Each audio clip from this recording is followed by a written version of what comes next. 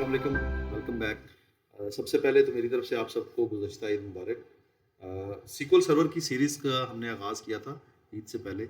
Installation के बारे में मैंने आप लोगों को कंप्लीटली गाइड भी कर दिया था और उसका सेटअप का लिंक भी आप लोगों के साथ प्रीवियस वीडियो में शेयर कर दिया था। अगर अभी तक आपने इंस्टॉल नहीं किया तो पहले इंस्टॉल कर लें, उसके बाद इस वीडियो तक आएँ और अगर इंस्टॉल कर लिया है तो कमेंट्स में येस लिख दें ताकि मुझे अंदाज़ा हो जाए कितने लोग ऐसे हैं जो कि मुझे हर स्टेप के ऊपर फॉलो कर रहे हैं। यस ज़रूर लिखें।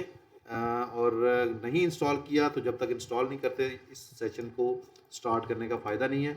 पहले जाएँ, इंस्टॉल करें, वापस आएँ और फिर यस लिख दें और फिर आगे कंटिन्यू करना है इसको। अच्छा, सबसे पहले जब आप इंस्टॉलेशन कर लेते हैं तो आपने SQL server management studio open करना है। ये हमारा डिफ़ॉल्ट मैनेजमेंट स्टूडियो है जो भी हमने सीक्वल सर्वर इंस्टॉल किया है, कुछ इस तरह से नज़र आएगा। अच्छा, डेटाबेस इंजन है, लोकल मशीन के ऊपर मैंने इंस्टॉल किया था और यही चीज़ मैंने आप लोगों को समझाई थी, विंडोज़ ऑथेंटिकेशन के साथ हमने किया था। तो ये डेटाबेस इंजन को आपने कनेक्ट कर लेना। अगर यहाँ पे कुछ नहीं आ रहा, तो फिर आपने ब्राउज़ पे क्लिक करना है और ये डेटाबेस इंजन यहाँ से सेलेक्ट कर लेना है और उसके बाद इसको आप कनेक्ट कर लें। अब जैसे ही मैं इसका कनेक्शन करूँगा तो आप देखें मेरे पास लेफ्ट साइड के ऊपर लोकल सीक्वल सर्वर आ रहा है, उसका आईपी एड्रेस भी आ रहा है, फिर उसके बाद मशीन का नाम या जो उसका यूआरएल है वो आ रहा है। फिर डेटाबेसेस हैं, सिक्योरिटी है, सर्वर ऑप्शंस हैं, एप्लीकेशंस मैनेजमेंट और सीक्वल सर्वर एजेंट है। हमारा जो काम अभी स्टार्ट होने जा रहा है वो डेटाबेसेस से है। अच्छा, मैं कुछ डेटाबेसेस मैंने ऑलरेडी इंस्टॉल किए हुए हैं। इनका लिंक मैं आपके साथ शेयर भी कर दूंगा और ये आपको बता भी दूंगा कि इनके ऊपर काम कैसे करना है। लेकिन हमारा जो इनिशियली काम है वो डेटाबेस क्रिएशन से लेके table creation each and everything पहले हम थ्रू क्यूरी करेंगे और जब हम क्यूरी सीख जाएंगे तो फिर उसके बाद हम इसका जो अदर प्रोसेसेस हैं, इंपोर्ट डेटा के ऑप्शंस हैं, उनके ज़रिए हम इनको इंपोर्ट करेंगे।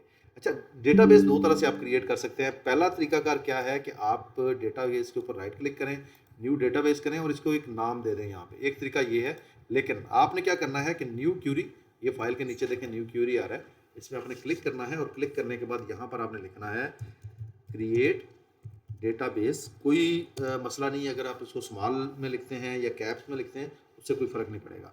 उसके बाद डेटाबेस नाम लिखें। अब जैसे मैं डेटाबेस का नाम लिखने लगा हूँ आबिद मकसूद, और उसके बाद इसको एग्जीक्यूट कर दें। एग्जीक्यूशन के लिए यहाँ पर देखें एग्जीक्यूट का एक ऑप्शन आ रहा है, या आप यहाँ से भी कर सकते हैं या F5 इसकी शॉर्टकट की है। तीनों ऑप्शन के साथ आप इसको एग्जीक्यूट कर सकते हैं। अब जैसे ही मैंने एग्जीक्यूट किया उसके बाद इधर डेटाबेस नज़र आना चाहिए, जो कि नहीं नज़र आ रहा।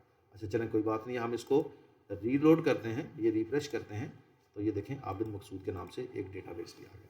तो इसी तरह से आप सब ने अपने सिस्टम के अंदर डेटाबेस को क्रिएट कर लेना है। डेटाबेस क्रिएट कर लें, फिर अगली वीडियो में आपको टेबल क्रिएशन के बारे में भी बताता हूँ।